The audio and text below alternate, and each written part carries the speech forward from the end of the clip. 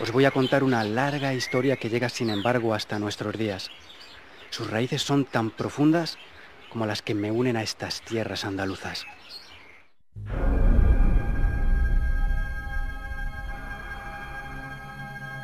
Corría el año 1491 de la era cristiana.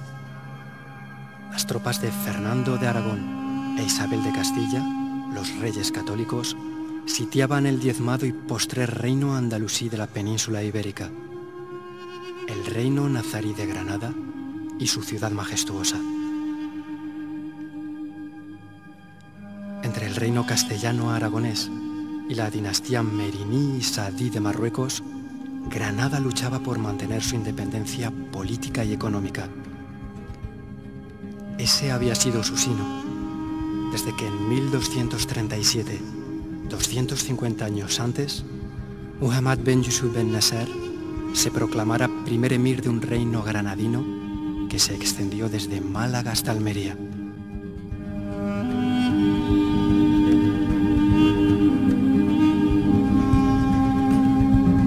La muerte del emir Yusuf III en 1419 había sumergido al reino de Granada en una guerra de sucesión palatina que se prolongó durante 60 largos años. El reino se desangraba. La crisis del comercio de la seda le sumergía en una profunda crisis. Debilitada, Granada estaba a merced del reino castellano-aragonés.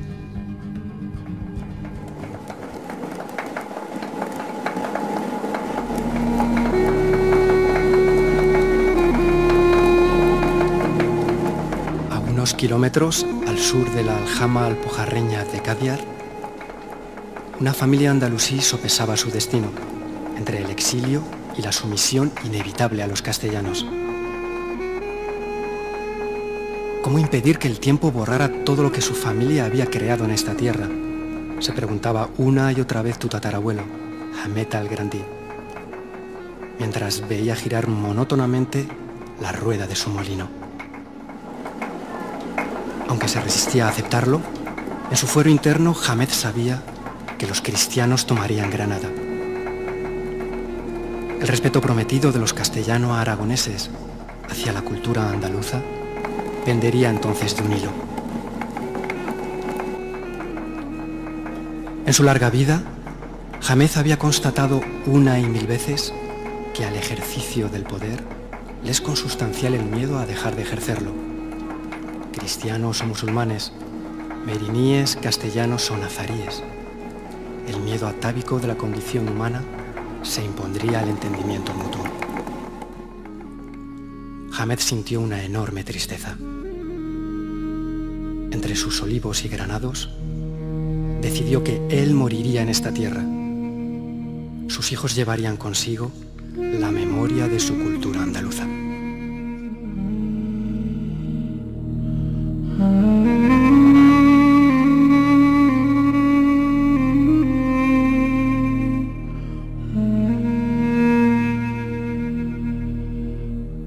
Días después de tomar su decisión, finalizado el trabajo, al atardecer el día, Hamed reunió a sus 4 hijos. Vosotros, hijos míos, les dijo, seréis los hijos de la nostalgia y del gozo. La conciencia de pertenecer a la cultura andaluza más refinada y gozosa que un día brilló sobre la tierra será vuestra carga, también vuestra luz. Nuestra cultura permanecerá en vosotros. Tú, Mohamed, irás al pueblo de Chefchaouen. Llevarás contigo el agua y el olivo. Mostfa, tú viajarás a Tetuán. Tu tío te espera. Allí te unirás a los caballeros andalusíes que han refundado la ciudad. Llevarás en tu corazón el conocimiento, el arte y la música. En cuanto a ti, Abdalá, irás a la ciudad de Fez, la gran capital. Estudiarás la ley justa de nuestros hermanos, recordando siempre la paz, el equilibrio y la armonía que viviste en estas tierras, en estos campos. Fátima, mi pequeña, tú acompañarás a tu madre a Saleh. transmitirás a tus vástagos el orgullo andaluz que has conocido en esta casa. Al día siguiente, Mohamed, Mostafa, Abdalá y Fátima se pusieron en camino, sin saber que jamás volverían a ver todo lo que dejaban tras de sí: su padre, su casa, las tierras andaluzas que les vieron nacer y crecer.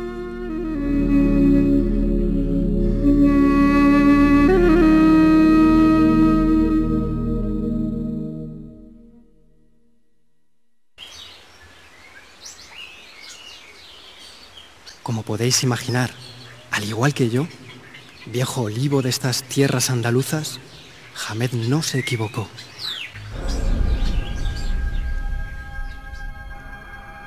Meses después de la partida de su familia, el último rey nazarí, Boabdil, entregaba a los reyes católicos las llaves de la ciudad de Granada. En las capitulaciones, los reyes católicos se comprometieron a respetar la religión, costumbres y cultura de los andalusíes. Era el día 2 de enero de 1492. Ese mismo día, Boabdil y su corte partían hacia su exilio definitivo en la ciudad y reino de Fez. Sin embargo, el miedo, la desconfianza mutua, las diferencias frente a las semejanzas entre ambas comunidades fueron imponiéndose poco a poco en las generaciones posteriores. En el año 1502, el cardenal Cisneros imponía su criterio, firmando el edicto que obligaba a los andalusíes musulmanes a bautizarse y convertirse al cristianismo o exiliarse.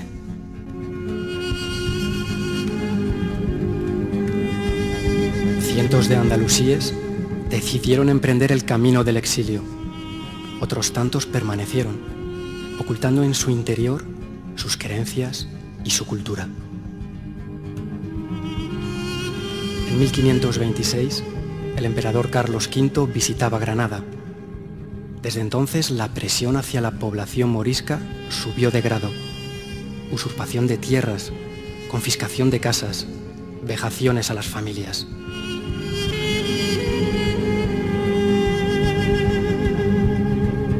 Y la tensión estalla.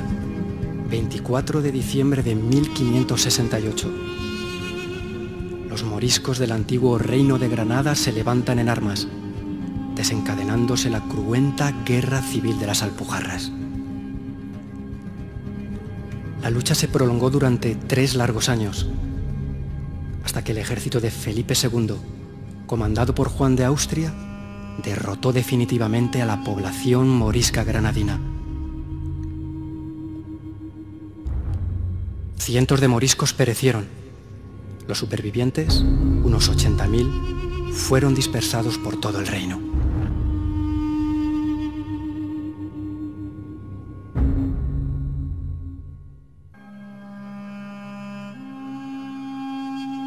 Con el imperio turco a las puertas de la Europa occidental, los moriscos españoles y andaluces se habían convertido en fuente de preocupación para los reyes españoles. Pensad que la batalla de Lepanto, entre la armada turca y la alianza europea, que frenó el avance otomano sobre la Europa occidental, se produjo en 1571. Frente a la riqueza de su producción, su comercio y su cultura, se impuso el temor a un colectivo, los moriscos españoles, que podían aliarse con los turcos en el mismo corazón del imperio cristiano más poderoso, el Imperio Español. Quizá esa fue más que ninguna otra la razón que llevó al rey Felipe III, en medio de fuertes tensiones, a firmar el edicto de expulsión definitiva de los moriscos. 300.000 súbditos fueron condenados al exilio. Comenzaba la mayor diáspora conocida de una comunidad hispana.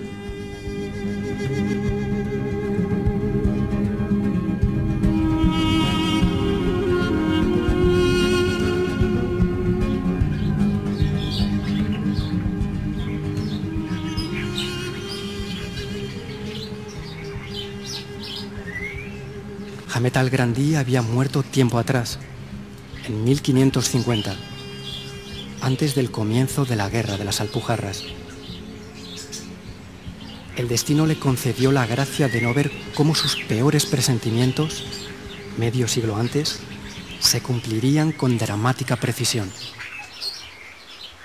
El miedo atávico de la condición humana se impondrá al entendimiento mutuo. ¿Recordáis aquel presagio? Los andalusíes como tal desaparecieron de Al-Ándalus.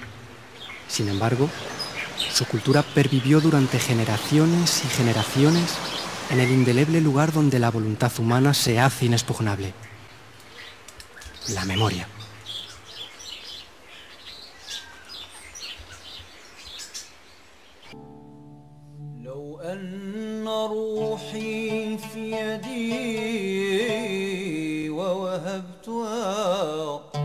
Mostafá, tú viajarás a Tetuán. Tu tío te espera. Allí te unirás a los caballeros andalusíes que han refundado la ciudad. Llevarás en tu corazón el conocimiento, el arte y la música.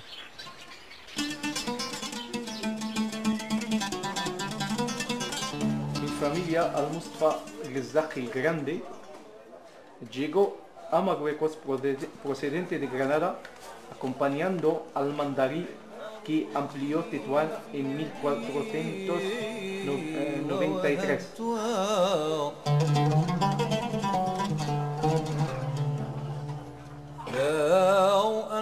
La restauración de Tetuán después de esa destrucción del año 1437 tuvo lugar el año 1483 y fue obra de los andalusíes de la primera inmigración, ayudados por el emir de Chefchaouen, Moulay Ali Rashid.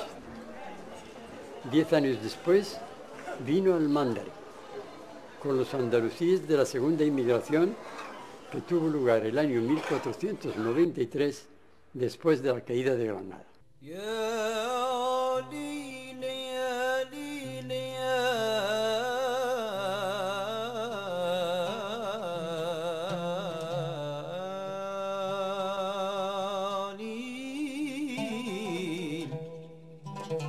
Los andalusíes no es que aportaran, es que realmente Tetuán, hasta la llegada de los andalusíes, era una alquería, era una aldea más, no tenía los caracteres de ciudad urbanizada.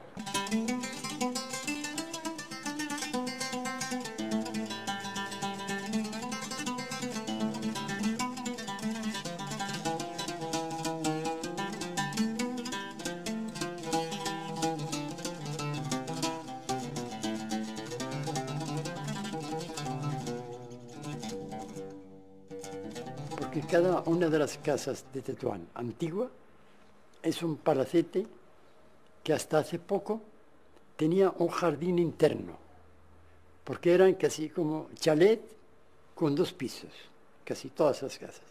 Con el tiempo pues han ido, en fin, eso se ha ido, pero todavía queda ese matiz de que cualquier casa tiene algo andalusí propio. Al entrar en esta casa en donde nací, siento que me reencuentro con los elementos andalusíes marroquíes que marcaron mi infancia. Para nosotros, la casa en el barrio constituye el símbolo de las raíces andalusíes en Tetuán.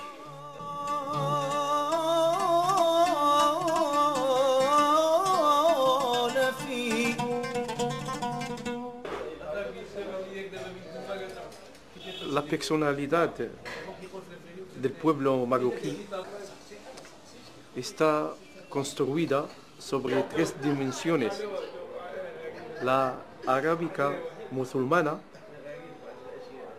la amazighi africana y la andalusí.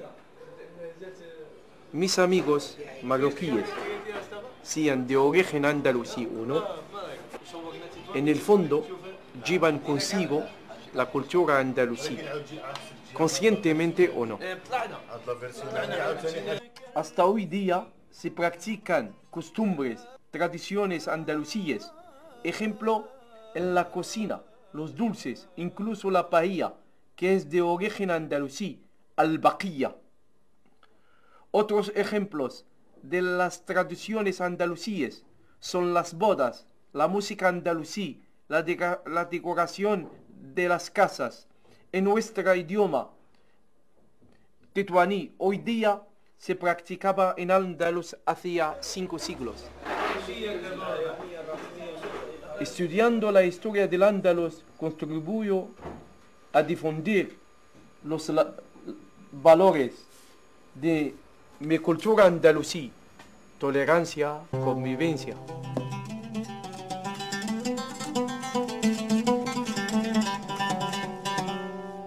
Tanto mi padre como mi madre, por lo que más admiro, es haber podido, haber mandado aquí allá a España a estudiar y sufrir conmigo, o sea, la distancia, no estar conmigo y tener la valentía de decir, bueno, pues vale, pues está de acuerdo de que yo me vaya para allá a estudiar. A los 3 años yo empecé mi padre me metió en una guardería española, se llamaba San Jacinto de Benavente. Luego me sacó de allí y me metió en una escuela marroquí, pero finalmente otra vez me metí en un instituto español que se llama Nuestra Señora del Pilar. Y finalmente acabé en la Universidad Española, en Sevilla.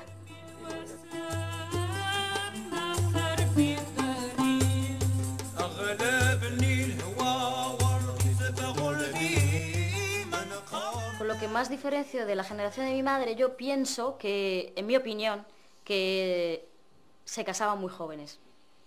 Yo no estoy de acuerdo, pero vamos, yo creo que esa es la única diferencia, pienso yo. Yo no estoy de acuerdo de tener que casarse muy joven, pero vamos, primero la vida profesional para mí y luego pues ya la vida de casada. Tetuán, pues yo siempre me acuerdo de los cuadros de Benquirán. Es un amigo de mi padre, un artesano andalusí, vino de Ronda creo, y además yo creo que en el siglo XVII. Cuando yo miraba sus cuadros, siempre pensaba que había logrado traer el presente en nuestro pasado, pero eso sí, transformado, sin quedarse en él. Sus cuadros son Tetuán.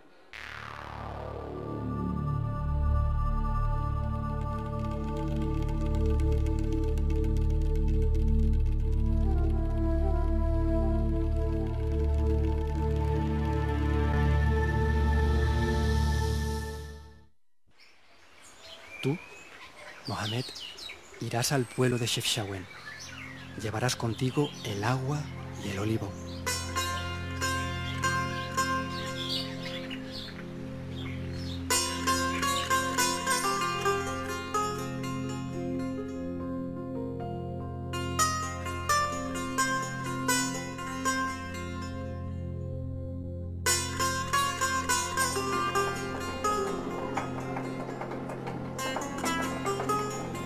El fundador de Chaouen, Moulay al-Rashid, les dio una barriada que se llamaba el barrio andalusí.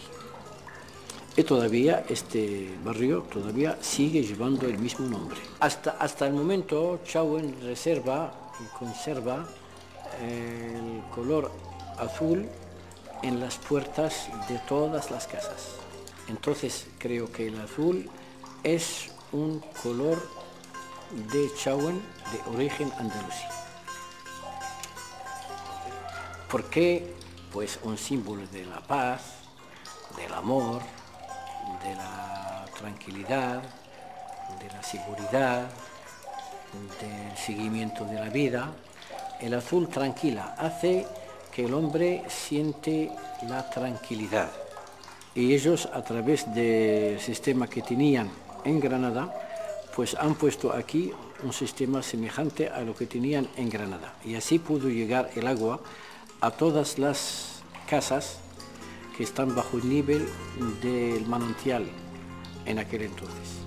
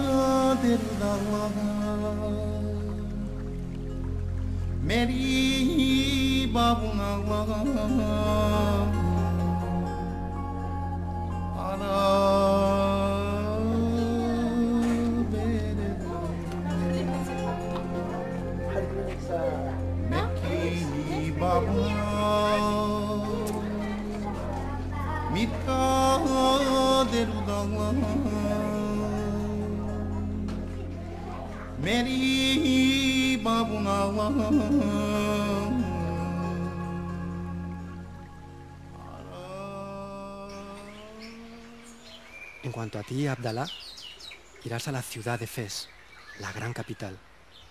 Estudiarás la ley justa de nuestros hermanos, recordando siempre la paz, el equilibrio y la armonía que viviste en estas tierras.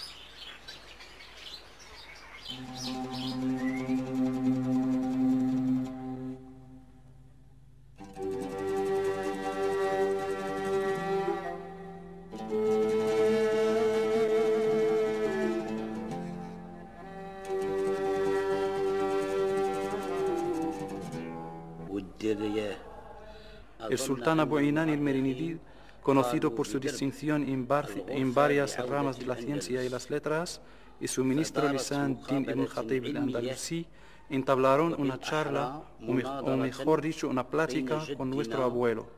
Al darse cuenta de su excelencia, su erudición y la perfección de sus artes, le pidió establecerse en Fez, capital de la ciencia, la sabiduría y la vigilancia.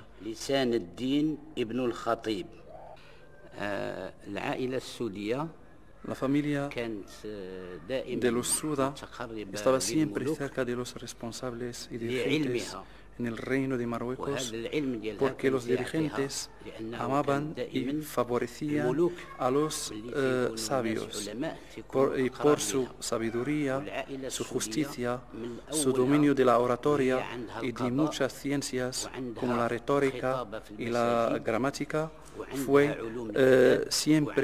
estaba siempre muy cerca de los dirigentes marroquíes.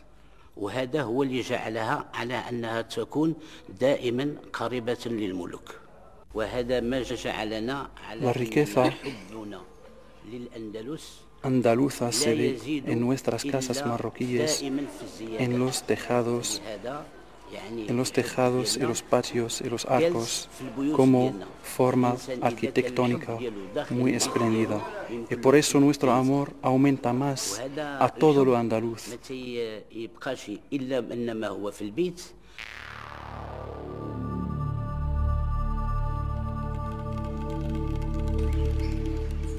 Fátima, mi pequeña, tú acompañarás a tu madre a Salé.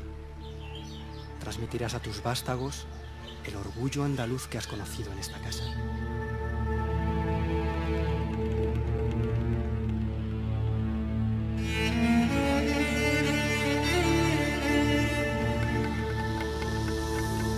ويمكن الحديث عن قوة أندلسية في سلا وليس عن جمهورية أندلسية في سلا. فبعد سقوط غرناطة بالخصوص في نهاية القرن الخامس عشر جاءت مجموعة من العائلات الأندلسية إلى مدينة سلا واستوطنت هنا في مدينة سلا، وجاءت بطبيعة الحال تحمل ثقافتها وعلومها وفنونها. وفي الحقيقة التعبير الصحيح هنا هو أنهم مجاهدون وليسوا قراصنة. فالقراصنة كانت مرتبطة بالسرقة البحرية، في حين أن الحالة التي تتعلق بسكان سلا خاصة ابتداء من القرن السابع عشر فهم ناس جاهدوا وقاوموا ضد الاحتلال الأوروبي وبالضبط الاحتلال الكاثوليكي الاحتلال المسيحي عفوا للشواطئ المغربية وخاصة الشواطئ الأطلسية.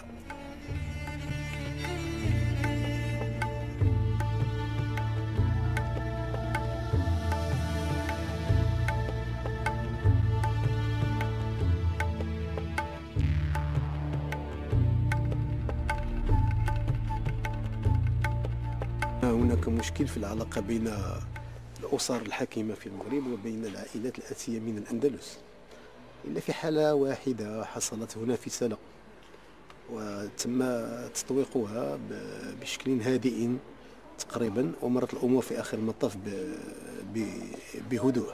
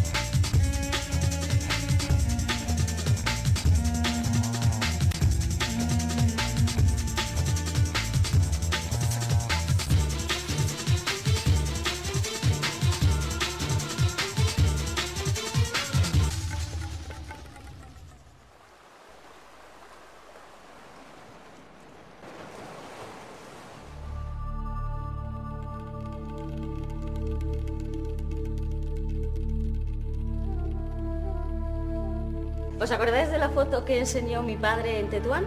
Pues puede ser que este sea el lugar donde ha estado mi bisabuelo. Por lo visto aprovecharon la Expo de 1929 y se vinieron aquí a restaurar estos azulejos andalusíes. Pues con solo de saber de que uno de mis abuelos ha estado aquí poniendo un granito de arena, esto a nivel personal me satisface. Y cada vez que vengo aquí a este sitio, pues me siento como en casa. Además, no me extraña que uno de mis amigos, o todos mis amigos aquí en Sevilla, me digan que soy muy sevillana porque algo en mis raíces tendría que tener o llevar en mi sangre. Los andaluces en general somos, ya me he incluido yo, no, son gente muy maja, muy simpática, porque yo creo que porque tienen raíces árabes y nosotros los árabes somos gente muy buena, muy hospitalaria, muy buena. Yo creo, me conocen como una persona alegre, que habla con todo el mundo. Cuando me verán no se creen que soy marroquí, no sé si por los rasgos o por mi acento o algo, pero me miran, no sé, como una sevillana además. ¿Me pones mi hermana? Esther y su familia es como una familia, es como mi segunda familia, yo siempre les llamo mi segunda familia en España. Esther como una hermana, amiga, de todo, porque me ayudaron muchísimo, muchísimo. No me he sentido para nada sola, eso para empezar.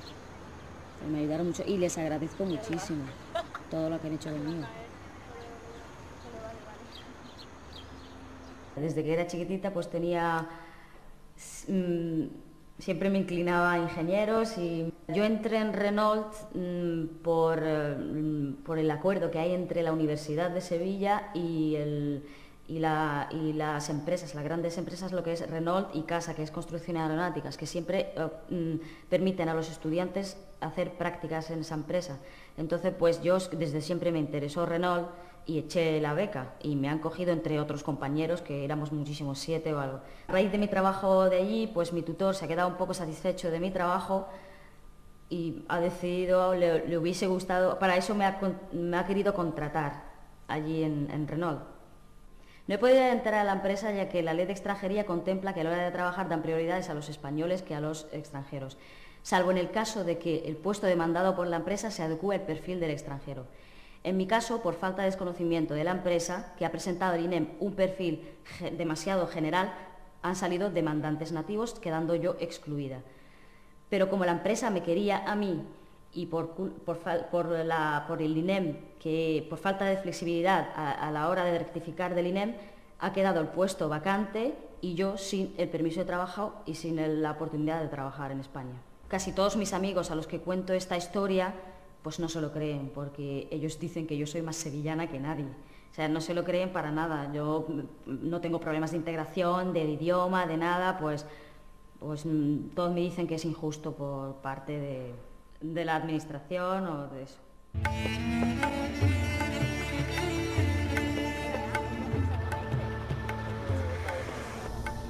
me gustaría que se solucione mi problema, buscar un trabajo, ejercer y luego para que luego definitivamente volver a mi casa junto con mi familia, mi gente.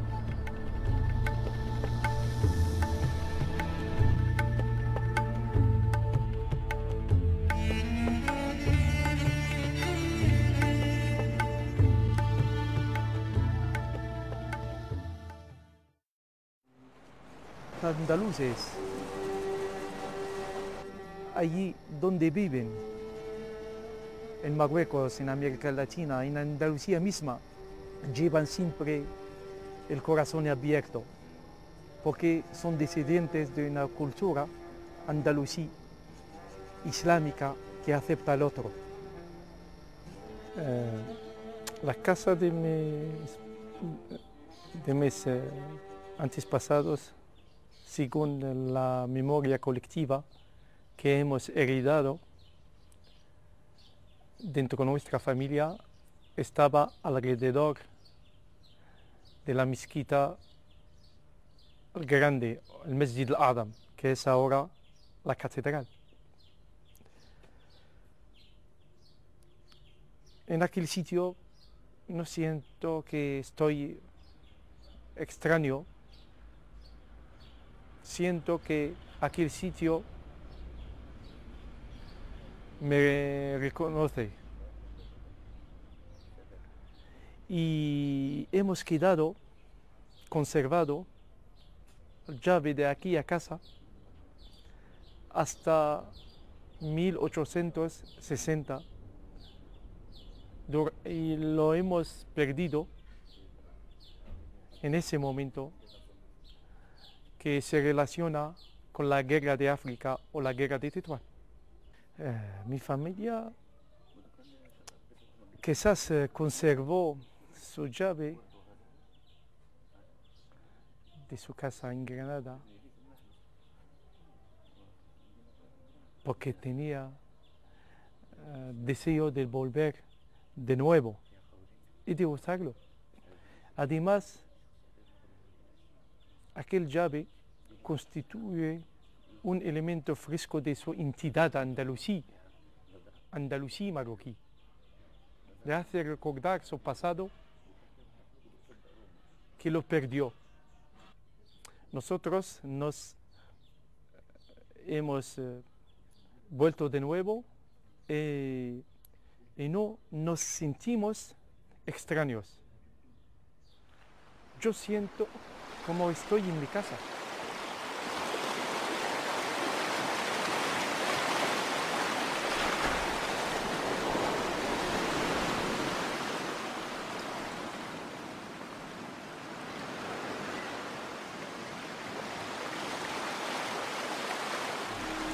En mi vejez, solo encuentro una frase digna. Conservad el puente que nuestra historia común ha tendido entre nosotros, porque el resto, el tiempo se encargará de barrerlo.